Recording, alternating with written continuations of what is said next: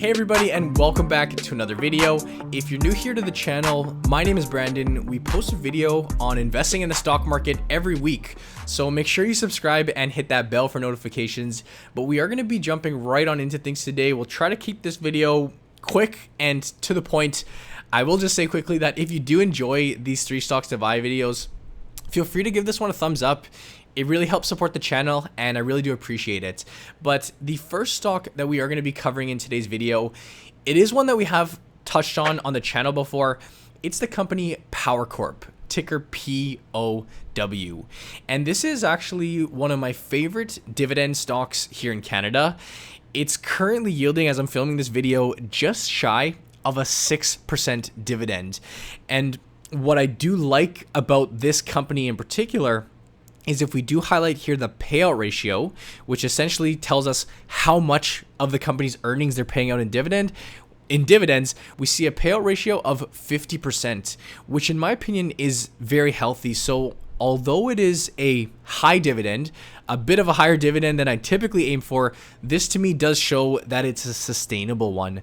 And if you're not familiar with this company, like I said, we have touched on it. You can feel free to go check out the prior video. But they're a major player in the money management space here in Canada. So PowerCorp is actually the parent company, the parent organization. Now they own Power Financial, and Power Financial is probably best known for Great-West Life, big insurance company, along with IGM Financial. This is the company that then owns Investors Group. They own Mackenzie Investments, a big mutual fund company. You may actually see, as you trickle down to this chart here, you'll see Wealthsimple down at the bottom of this chart. They've been bumping up their stake slowly in the company. They actually own about a 90% stake in this investment platform. So that's kind of a cool one. It's one that we talk about here on the channel, kind of for the younger audience out there. And PowerCorp is a company that does kind of fly under the radar. It's not a company that you hear about so much. A lot of investors may not even be aware of the company PowerCorp.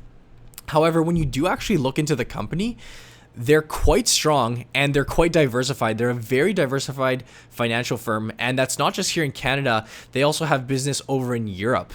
And what I do find very interesting about this company, and I will link this exact Seeking Alpha article down below this video if you would like to check it out. It goes into a bit more detail than we'll cover here. But if you take a look at the market cap of PowerCorp, okay? So the current market cap of PowerCorp of $10.32 billion. Now, if we look at Power Financial, which they own a 65% ownership stake, Power Financial trades at a market cap of $18.5 billion. So if we do the math on that, I'll do the math here for you. 65% of $18.5 billion is $12 billion. So their ownership in their largest asset is valued at $12 billion, yet the stock itself trades at $10 billion. So it's fair to say there, what I'm trying to get at is that the parent organization, the parent company, is currently valued, it's currently cheaper than what their largest asset is currently worth. So it's kind of interesting how that works. It's a little bit odd, and it's tough to say why that's the case exactly. Possibly it's a discrepancy in the market. That's a possibility. Maybe there's a reason here that I don't know about why investors are pricing this stock so cheaply, and really only time will tell when we look back in a number of years. And that reason alone is why I throw it into today's video as a stock to look into. I will note, if we take a look at the share price here, it really hasn't gone anywhere for seemingly quite a while. I mean, this is a number of years. Like, I'm talking here a number of years that the stock has just really traded sideways. However, in my opinion, it's after these boring periods when everyone starts losing hope, they all want to jump ship, they decide to sell out of their stocks. That's when they end up pushing up higher, when everyone loses faith in them. And overall, I think this is a company that I'd be very confident in holding, especially if I was a dividend investor seeking some income with, again, a very nice dividend. But the stock currently trades for $27 Canadian. Again, we're talking here a 5.91% dividend yield, and PowerCorp is the first stock to buy in September. Moving on to the second stock for today's video, and this one is in a field that we don't cover all too often on the channel, but it's the company Newmont Goldcorp. And there's two tickers here depending on whether you're in US or Canada. The ticker here for Canadians is NGT, and then over in the States, the ticker you'd be looking at is NEM. And Newmont Goldcorp is actually a newly formed company. So it's a recent merger that took place relatively recently, just a number of years, actually a year back, from the two companies Newmont and Goldcorp. And I used to own the company Goldcorp. This is why I'm quite familiar with the company, or with the merger. Now, since the merger, the newly formed company is actually the largest gold producer in the world by market cap. So a big company in terms of size. They're basically taking the approach here of just going with scale. And you see on the screen, they have projects kind of scattered all over the world, primarily in Latin or South America, the US as well, like Nevada, they got some big projects, but as well over in Australia, Canada, and they even got a couple projects over in Africa. And why I'm including this stock in today's video, without actually diving too in depth into the Newmont stock, is to kind of take a step back and look at it from more of a broader, more of a macro point of view, and ask the question, what are our thoughts on gold going forward? How do we think gold is going to perform as an investment over the coming years? And, you take, for example, if you're somebody that tunes in to our weekly reviews, the series that we do every week on the channel, we've been noticing gold just creeping higher and higher week after week, and especially when we're seeing the market sell off. When the market's going down, gold has typically done quite well. They work, for the most part, inversely of each other. So a bad week in the markets, a good week in gold, due to their correlation. Now, that's very common to see because gold itself is what we would consider a flight to safety. That's the term that you'll hear in the investing or the finance space, which very simply means that when the markets are getting shaky, when there's a bunch of uncertainty out there and Trump saying this, there's trade war, and whatever the case may be, investors will ask themselves, why would I have my money in stocks or equities potentially lose a bunch of value there when I can just cycle my money into something like gold, which typically holds its value quite well? Hence why we see that inverse performance, and hence why gold typically does quite well during a rough market. Now, I'm not trying to say here that I'm predicting a recession or that I'm speculating on when that will come, but over the past little while, and especially over the short term, there has been a decent amount of volatility. A lot of news going on, like I said, with China and the trade war. There's obviously elections coming up, and there's all this talk about recession. If this volatility does continue, if we're going to be in a volatile market over the next little while, I think that it might be not a bad idea. I think that it might be not a bad idea to have a small portion of your portfolio in gold. And whether we're talking here Newmont, I'm also a big fan of a company like Barrick Gold. You could even look into something like a gold ETF, like take an ETF that I used to own, XGD, which is the iShares TSX Global Index ETF, which essentially plays the field. There's many ways to tackle this, and this stock pick for today is more or less a play on the gold sector rather than the individual stock. And I just highlight Newmont Goldcorp because it is kind of an interesting one with the recent merger. And I'm not sure how many of you have got the chance to check out the article that was put out by Ray Dalio. And Ray Dalio is, of course, a very high profile hedge fund manager, one of the more successful and popular investors out there. But I'll go dig this exact article up. I'll link it for you down below, where he basically goes on to explain how he believes the next decade, the next phase, or the next cycle or paradigm shift, that we'll be experiencing as investors, it may be beneficial to hold some gold in your portfolio. And it was a really cool supporting document. It was nice to see his point of view. I thoroughly enjoyed the read. And like I said, I will include that down below if you do want to check it out. But when I was looking at the options out there for gold companies, one of the minor things that I do like about this recent merger with Newmont and Goldcorp is that it's what they call synergies. And whether this is important to you or not, what that means is essentially rather than having two gold miners, two independently run companies with two head offices, with two IT teams and two marketing teams, well, guess what? We can merge, we can create this massive gold producer. And now we can do this all in one. We can actually save money by having one head office. We can save money by essentially having these synergies. That's one of the things that the company's really focusing on, and hence why I do think it could be a really cool option to look into if you're looking to play the gold space. But the stock does trade here in Canada. Again, the ticker NGT for $51 Canadian. Over in the States, this is the old Newmont stock. This one trades for $38.50, but Newmont Goldcorp is the second stock to buy in September. Now, moving on to the third and final stock for the video, it's my favorite Chinese stock out there. It's the company Tencent Holdings, ticker TCEHY. And I really do struggle sometimes with trying to find some new companies to showcase and share with you guys on the channel. I don't necessarily like repeating myself. I like bringing new investment ideas, but this is a stock that I did add to my portfolio earlier in the week, and I wanted to share with you guys a few reasons why I did so.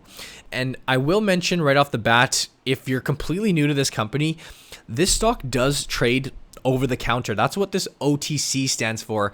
So you will have to clarify whether your broker allows this type of investment, if it is one that you decide to look into and research further. But man, I feel like I've talked about Tencent a million times on the channel.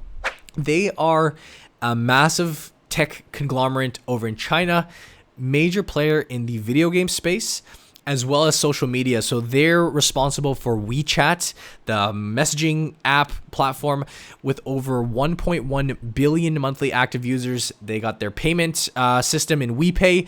They got the cloud with Tencent Pay. It is just a massive, massive company. And I think to companies like Google, Facebook's, Amazon's, for example, just the power that these big tech companies have here in America, I do put Tencent on a very, very similar tier over in China. I really do see them as equivalents when you look at the reach, when you look at the audience that a company like Tencent has. Really, they're right up there with the FANG stocks, but over in the Chinese version.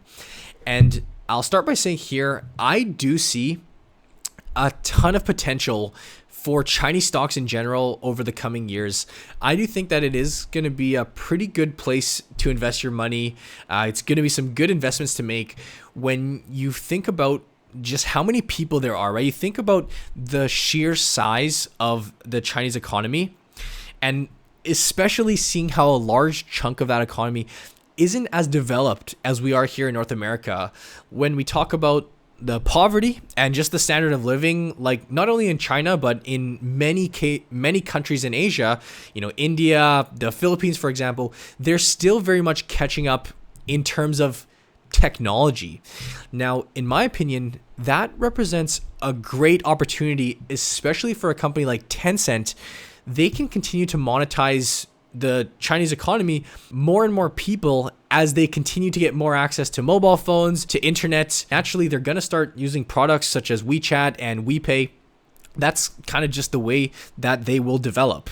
Secondly, another reason that I do see promise in Tencent, along with, again, Chinese stocks in general, the trade war. And I know in the meantime, like over the short term, things aren't really making a whole lot of progress. In fact, things aren't really getting anywhere. But I'd like to believe that sooner or later, these countries will come to a resolution. They will eventually sort something out. And when that does happen, in my opinion, that will just be like a weight lifted off the shoulders of a lot of Chinese stocks. I wouldn't be surprised to see just the broader Chinese market taking a big spike or a big uplift as we come closer and closer, or once we hit an actual resolution. And thirdly, I feel like I'm all over the place with this one, but with the company Tencent in particular, what I actually haven't heard anyone talk about, but I think to be a nice positive, is their dividend. And I know that it's pretty crazy when you look at this and say, well, what do you mean a 0.23% dividend? That is just meaningless. Now, that's true. It is a very small dividend. However, their 5-year growth rate, in other words, the growth of this dividend, is up at 34.94%. This is a number that I would expect to increase significantly over time. We see a payout ratio of 10%, right? A very small portion of their earnings that they're paying out. This is a company that generates $312 billion in revenue. Now, that is Chinese dollars. It does sound really good when you say that, but that is still the equivalent of $45 billion USD in revenue. They're still generating $45 billion in revenue, and the amount of cash flow that this company pulls in, it'd be crazy to me to think that they won't increase this dividend over time. And it does kind of make me think over to a company like Apple, which isn't a historically long dividend payer or anything. They're not a huge dividend payer either, but it's one that's going to be increasing with time. So my outlook on the stock is really quite positive. I'm quite bullish on Tencent and again, just the Chinese market for just a few of those reasons that I mentioned previously. I am actually down on my position. If I look at my overall portfolio, this is one of the few stocks that is in the red. And to me, it's just an opportunity to continue chipping away and lowering or bringing down my average cost. Because again, just simply due to the size of China and how I expect their economy to grow over time, I do think that the Chinese market is where I want to have some of my money in. But Tencent stock trades for $42 USD. It's still down a decent amount from its all-time highs, with again a few of those factors probably playing a role in that. But I'd have my fingers crossed that this stock pushes up to new highs, and Tencent is the third and final stock to buy in this video. So guys, those are my 3 stock picks for today's video. Do you like them? Do you not like them? Feel free to let me know down in the comment section below, especially if you don't like them. If you disagree with my stock picks, leave a comment down below as to the why, maybe give a little reasoning here. If you did enjoy the video, feel free to give this one a thumbs up. It's getting pretty late here, just ticked past 1:30, so I'm ready to pack it up. But I thank you guys for tuning in month after month to these videos. I appreciate all the support and all the comments on them. If you do want to check out our Investing Academy, it's that first link down in the description below. You can check out our membership group. You can take a look at my personal portfolio, all of the stocks that I own, as well as emails that go out whenever I personally place trades. We also have our stock market investing course for beginners. If you do sign up to that, you also get included there a lifetime subscription into our membership group. So it's a package bundle there. But as always, I thank you for watching. I will see you in the next video.